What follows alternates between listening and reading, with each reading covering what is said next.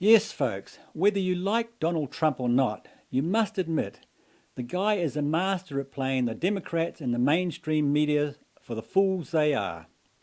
Now, his latest tweet telling Ocasio Cortez and her radical squad that if they don't like living in America, that they can go back to the countries where their parents originated from, is a classic example of that.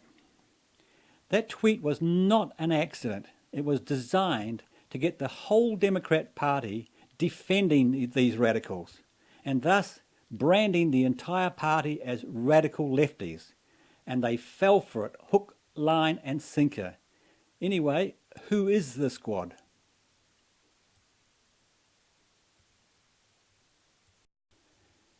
Now, starting from the left, this is Rashid Tlaib. Now, she's a Muslim, and she once referred to Trump as a mother effer. And this, of course, is Ocasio Cortez. We all know about her.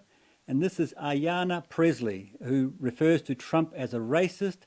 And this vile creature here is Muslim Ilhan Omar. Now, I'll let Hannity tell you all about her.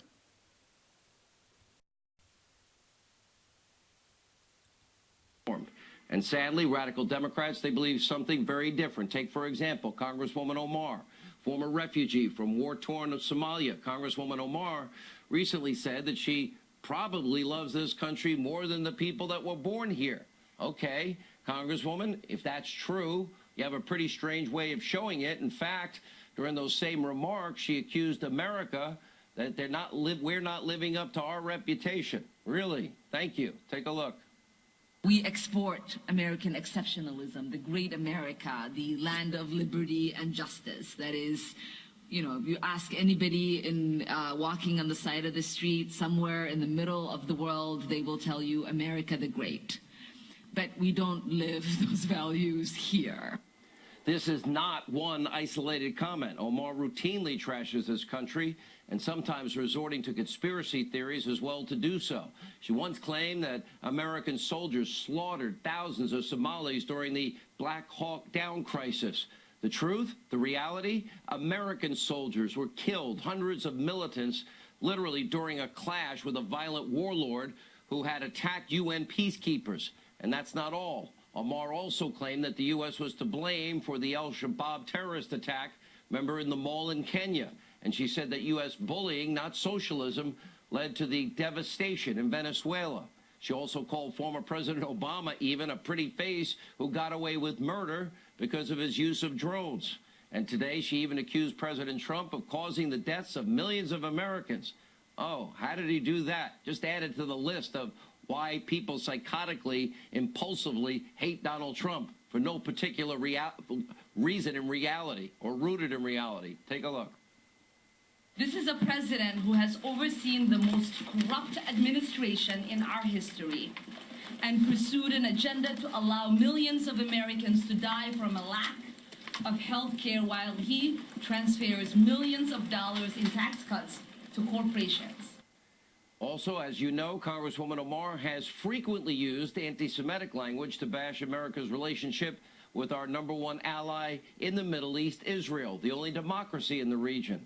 Not long ago, she claimed that our close ties to the world's only Jewish state, all about the Benjamins, and then tweeted once, quote, Israel has hypnotized the world. May Allah awaken the people and help them see the evil doings of Israel. And while the Congresswoman frequently uses shocking language about the country and our allies, she's constantly minimizing the horrors of terrorism. Remember, during her time as a state rep in Minnesota, she asked a judge to grant leniency to 9 men accused of trying to join ISIS. Yeah, those people that cut other people's heads off, murdering terrorists. Yeah. During a bizarre interview in 2013, she could not even contain her laughter when talking about Al-Qaeda, Hezbollah. Take a look. Every time the professor said Al-Qaeda, he sort of like his shoulders went up, and you know. Yeah, he's in command here. Al-Qaeda, you know, Hezbollah. He's an expert. And it was, you know, What's his name? What his name on we are not saying his name. but it is that you don't say America with an intensity. You don't say England with an intensity. You know, you don't say the army with an intensity. Seems funny to you, Congresswoman? I don't think there's anything funny about 3,000 Americans killed on 9/11 by Al-Qaeda, or, of course, Hezbollah, and the terror and the death and the misery that, of course, they are responsible for. Now, Congresswoman Omar also minimized terrorists during a speech at CARE. You may remember, and keep in mind, this is a fringe Islamic group listed as unindicted co-conspirators in the Holy Land Foundation terrorism case. Take a look. CARE was founded after 9/11 because they recognized that some people did something and that all of us were starting to lose access to our civil liberties. Some people did something. Hijacked planes, ran them into buildings that fell down, hit our Pentagon and a field in Pennsylvania. Some things. Yeah, now, folks, have a look at how Trump reacts to Omar. But first, listen to how he reacts to Nancy Pelosi. Say that. So Speaker Pelosi said, "Make America white again." Let me tell you, that's a very racist statement. I'm surprised she'd say that, John. Yeah. Now, Nancy Pelosi said that when she was defending the radical squad from Trump's remarks. Now, without even knowing it, she's linked the entire Democrat Party to the radical squad. And that is exactly what Trump wants. She played right into his hands. Go ahead.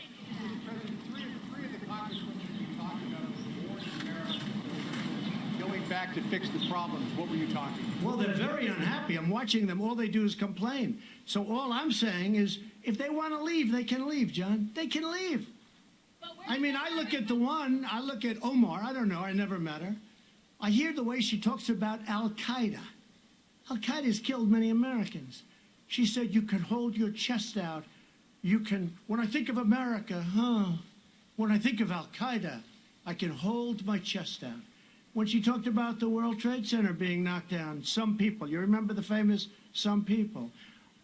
These are people that, in my opinion, hate our country. Now, you can say what you want, but get a list of all of the statements they've made. And all I'm saying that if they're not happy here, they can leave. Exactly. If they're not happy, get the hell out. Now, folks, I'm not a big fan of Bill O'Reilly, but have a listen to what he says here. All right, Wayne Alaroot with the great Bill O'Reilly. We have him on Mondays and Wednesdays right here on the Wayne Alaroot Show. Bill, how are you? Welcome back. Hope you had a great weekend. Thanks, Wayne. Appreciate it. I don't remember the weekend, but I think it was good. One of these weekends, I'm going to press you. You've got to remember something. Let's talk about Trump's weekend, because Trump's weekend was eventful, right? He's out tweeting again, and he tweets something. And my question to you is, how damaging was it? It was Trump against AOC and her team that's been attacking Nancy Pelosi. He should have left them alone, right? It was Democrats attacking each other. Now he's turned it into them all united attacking him. And he said they should get the hell out of the country if they don't like it. I don't really mind that sentiment. But do you think they actually hate America? And do you think he damaged himself with the tweets? It's a calculation he's making. Newt Gingrich said this morning that Trump understands the blowback that he's going to get by criticizing these four congresswomen. But he believes that most Americans despise the far left. And he wants to create a him versus them scenario, which he believes will help him in the election. And he's absolutely correct there. That tweet was an intentional calculation. Yeah, now folks, watch this. Just a few days ago, Trump tweeted those controversial remarks. And yesterday, he milked the result of it at a rally in North Carolina.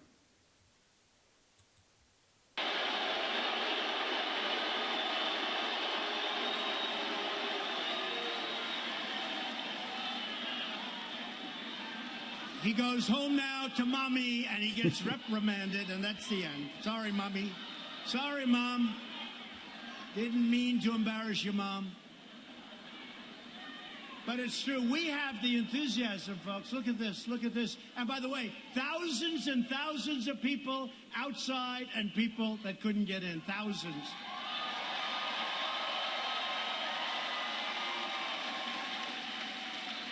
We've got all the enthusiasm. They're fighting each other. They've gone so far left, nobody wants to even think. Yes, they've gone so far to the left. They have gone so far to the left, meaning the entire party has gone so far to the left. They've now joined the radical squad. Think about it. So Representative Omar blamed the United States for the terrorist attacks on our country, saying that terrorism is a reaction to our involvement in other people's affairs. She smeared U.S. service members involved in Black Hawk Down. In other words, she slandered the brave Americans who were trying to keep peace in Somalia. Omar minimized the September 11th attacks on our homeland, saying some people did something. I don't think so. Some people did something. Yeah, some people did something, all right. She pleaded for compassion for ISIS recruits attempting to join the terrorist organization. She was looking for compassion. Omar laughed that Americans speak of al-Qaeda in a menacing tone and remarked that you don't say America with this intensity. You say al-Qaeda makes you proud. Al-Qaeda makes you proud. You don't speak that way about America. And at a press conference just this week, when asked whether she supported al-Qaeda, that's our enemy. That's our enemy. They are a very serious problem that we take care of, but they always seem to come along somewhere. She refused to answer.